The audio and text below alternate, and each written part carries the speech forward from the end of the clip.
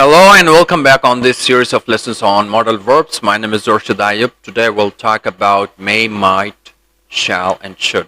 In the previous video, I spoke about can, could, will and would. If you haven't watched that video, please go and watch that video so that you can learn can, could, will and would as well.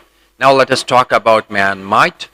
Alright, let's jump right straight to the presentation, and before we start, let me tell what modal verbs are.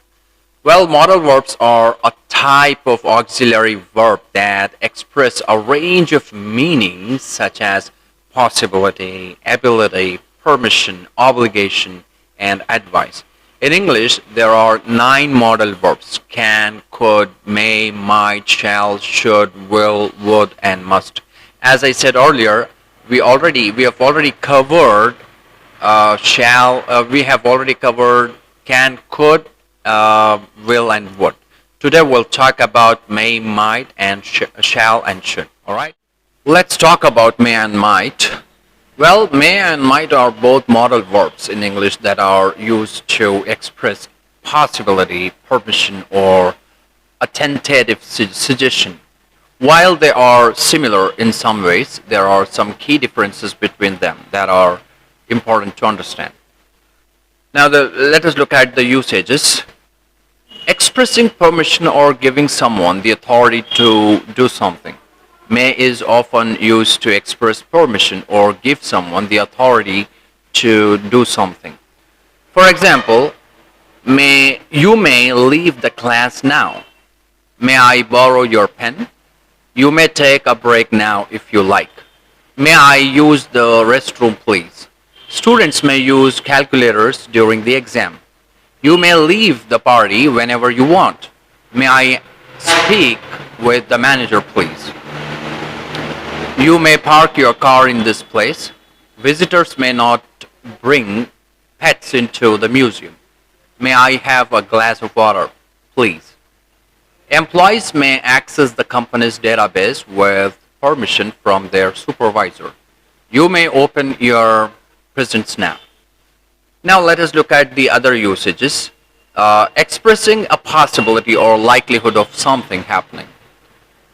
May is also used to express a possibility or likelihood of something happening. For example, he may come to the party tonight. It may rain later, so bring an umbrella just in case.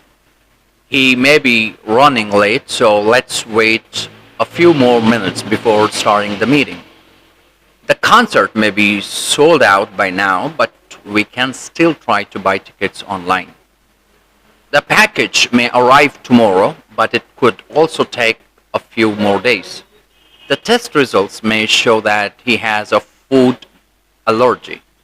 She may not be able to attend the party because of a prior engagement. The new store may have some good deals on furniture.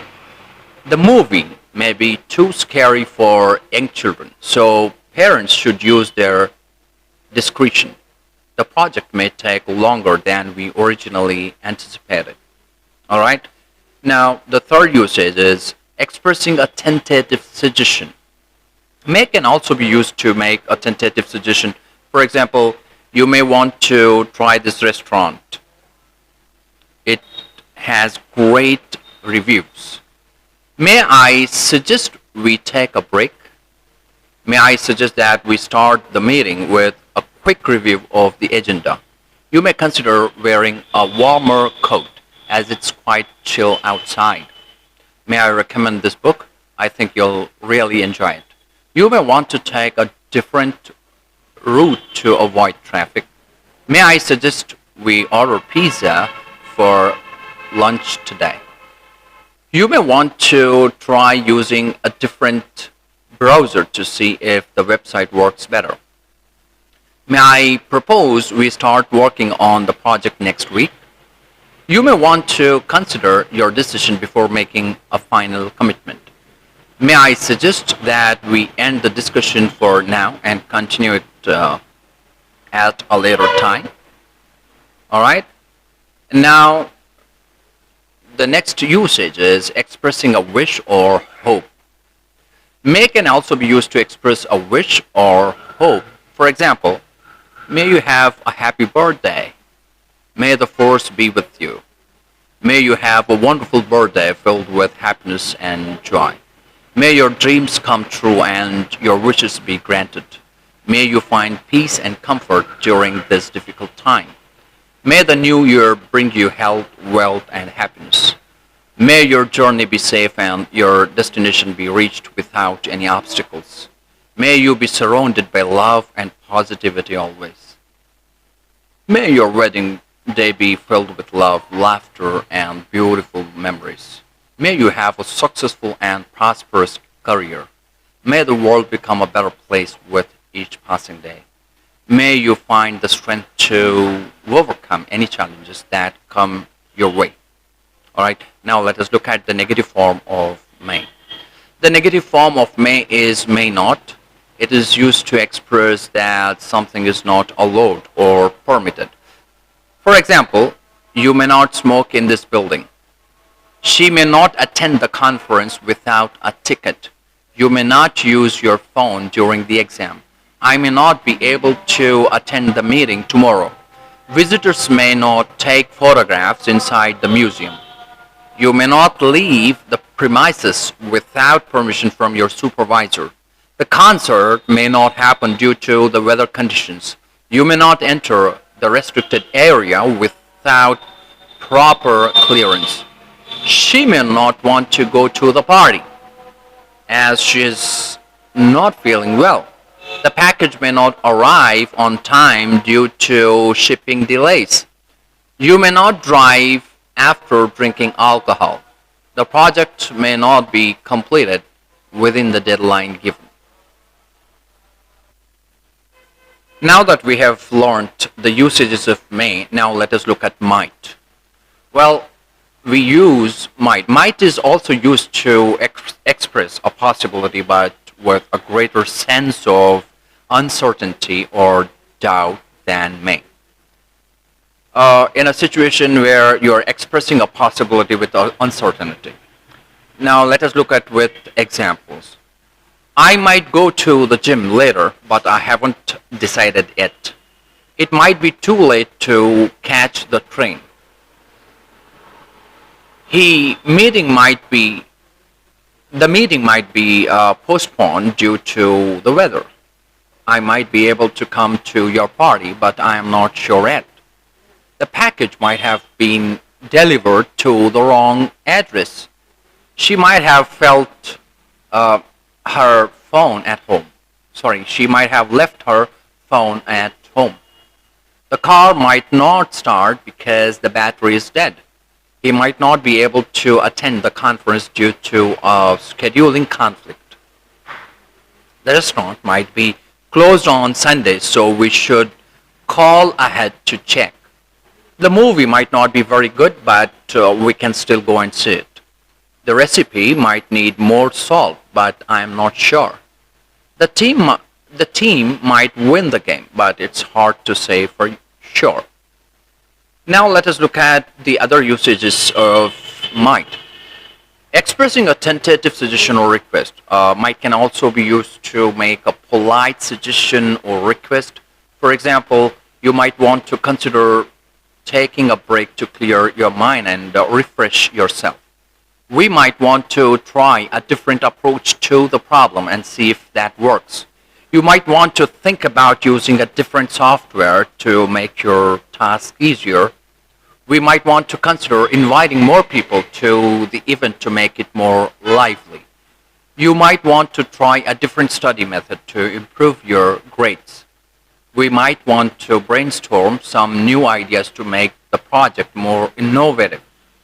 You might want to consider delegating some of your tasks to others to reduce your workload.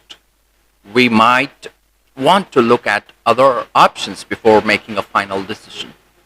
We might want to try asking for help if you are struggling with a task. We might want to schedule a follow-up meeting to discuss the progress of the project. You might want to try this restaurant. It has great reviews. Might I ask you a question? All right, these are the ways, okay, that you can make use of might. Now let us look at the negative form of might. Well, the negative form of might is might not, which is used to express a possibility that something will not happen. For example, she might not be able to attend the meeting tomorrow. The concert might not be as good as we expected.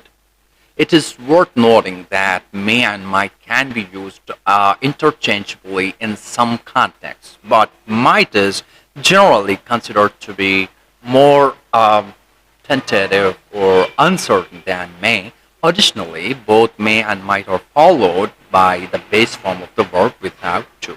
So you just have to keep this in your mind that you should not whenever you use may and might, should not use to with it, okay? And it goes only with the base form of the verb. Now let us look at shall and should, all right? Shall and should are both modal verbs that are used to express various degrees of obligation, advice, or prediction. However, there are some subtle differences between the two words in terms of their meaning and usage. So having said this, let's look at the usages of shall first, okay?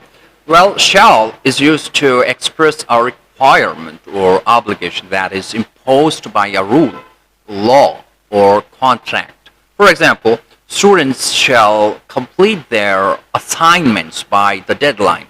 In some contexts, shall can be used to make a suggestion or offer. Let's look at some examples here. For example, shall we go to the cinema tonight? And should is used now let us look at what is like how to use should. But before that, let me give some examples of shall. Okay. Other examples include I shall call you tomorrow to discuss the project. When you are talking about a future action, then you can use this example. Now let us look at the obligation example here. You shall not pass this exam unless you study harder. So this is an obligation. We shall overcome this difficult situation together. Intention. And you should take a break and relax. That is like, this is the example of should when you're recommending something, okay? When you're recommending something, you can say that you should take a break and relax, or it's a recommendation. The company should invest in new technology to remain competitive. Again, you're using should here in this example. That is something that you're giving the expectation, like the expectation about the company that you need to, remain competitive. Okay. Now let us look at first of all. Now let us look at should, so that let us look at should and their its uses, and then I'll give you some more examples of should. Now should is used to give advice or recommendations. So example for that is you should eat a balanced diet, and the above example that I gave you, the company should invest in new technology to remain competitive. Okay, and then you should take a break and rest. You have been working too hard lately. If you want to improve your health, you should start exercising regularly. If you you should eat more vegetables and fruits to maintain a healthy diet.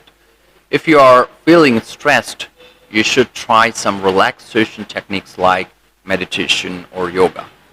You should be careful when crossing the street. Always look both ways before you step onto the road. If you want to do well in your exams, you should start studying early and prepare a study schedule. If you are planning to travel to a new country, you should research the local customs and culture beforehand. You should save money for emergencies or unexpected expenses. If you are feeling down, you should talk to someone you trust and seek support. You should always wear a seatbelt when driving or riding in a car for safety reasons. Should can also be used to express an expectation or probability. For example, it should be sunny tomorrow. All right. So, in some contexts, should can be used to express an obligation that is not as strong as shall. For example, employees should arrive on time for work. All right. So these are the uses of shall and should. Now let us talk about the negative forms of shall and should. The negative forms of shall and should are shall not and should not, respectively. These negative forms are commonly contracted to shan't and shouldn't. Now let us look at with some examples. Here are some examples of negative forms of shall and should in use. I shall not be attending the party tonight. The contract states that the contract states that the company shall not disclose confidential information to third parties. So, negative form of shall in expressing a requirement. You shall not smoke in this area. You should not eat too much junk food if you want to maintain a healthy diet. You should not leave your belongings unattended in public places. Employees should not use company resources for personal purposes. You shouldn't drive after consuming alcohol. The hotel should not charge extra fees without informing customers beforehand. So these are the uses of shall, should, and may and might. And I'm going to now conduct a test on whatever that I have covered now, so that you can check your level of understanding, how much you have understood this information.